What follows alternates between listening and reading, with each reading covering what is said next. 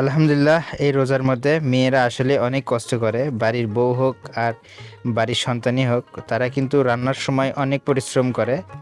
তো প্রত্যেকটা বাড়িতেই অবশ্য মেয়েরা খুব পরিশ্রম করে রোজা থেকে, তাদের অনেক কষ্ট হয়, তারপরেও আমাদের জন্য খুব সুন্দরভাবে খাবার তৈরি করে দেয়। এদিকে জিনিয়া মামনি আমাদের জন্য খাবার পরিবেশন করতেছে। আজকের ইফতারিতে কি কি রাখছে আম্মু? আজকের ইফতারির আয়োজনে প্রত্যেক দিনের মতোই ঠিক সেম আইটেমে আছে, বেগুনি, বুট, বন্দিয়া, খেজুর, পেঁয়াজি সবই।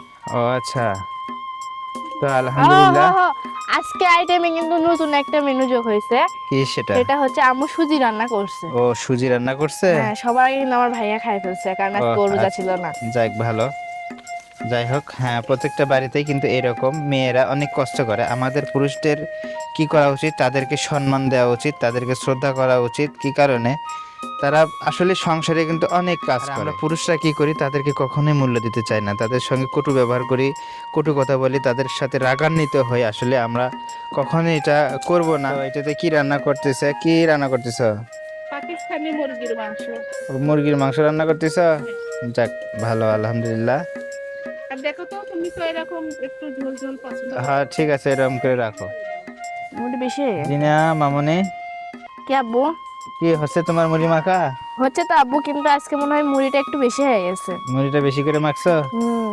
মুড়ি বেশি নিছো কে? অল্প করে নিলেই তো হতো। সুজি দিয়ে খেলে হবে, একটু সাইড করে দিয়ে দাও। আমি ভালো করে মাখতেই পারতেছি না। বেশি নিছো কে?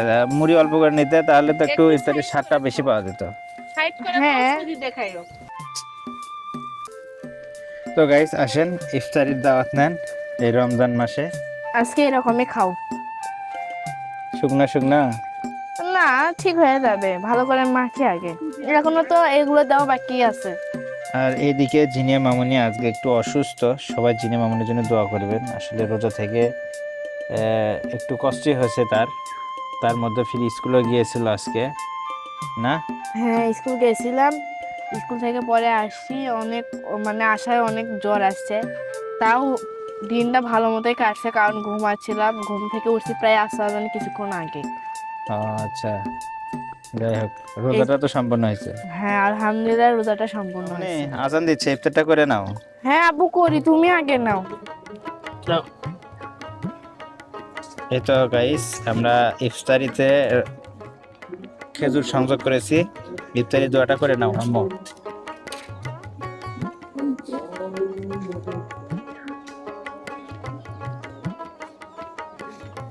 দেখতে দেখতে এই অসুস্থ শরীর নিয়ে আজকে আমার রোজাটা কমপ্লিট হলো। আলহামদুলিল্লাহ, আল্লাহর কাছে শুকরিয়া আদায় করি, তাও যে রোজাটা আমার ভাঙতে হয়নি। আল্লাহর রহমত আছে না? হ্যাঁ, আর জ্বর আসলে কিন্তু দেখতে পানি পিপাসা লাগে। আমার তো ঠোঁট টোট সব শুকিয়ে গেছিল পানি তৃষ্ণায়। তুমি কি রোজা ইফতার করছো? আমি খেজুর মুখ দিয়েছি, দাঁড়াও খাচ্ছি। খেজুর মুখে দিছো? হ্যাঁ। তাই ইফতার করো, আর দেরি করলে হবে? কাজ করলে হবে, খালি খাইতেও হবে না? আজকে একটু দিনে অসুস্থ ছিল, ওই জন্য আজকে একাই একাই পরিশ্রম বেশি হয়ে গেছে। আর এইরকম বাড়ির সাথে খোলা আকাশের নিচে ইফতার করেছি পরিবার নিয়ে। পরিবারের সাথে ইফতার করার মজাটাই অন্যরকম।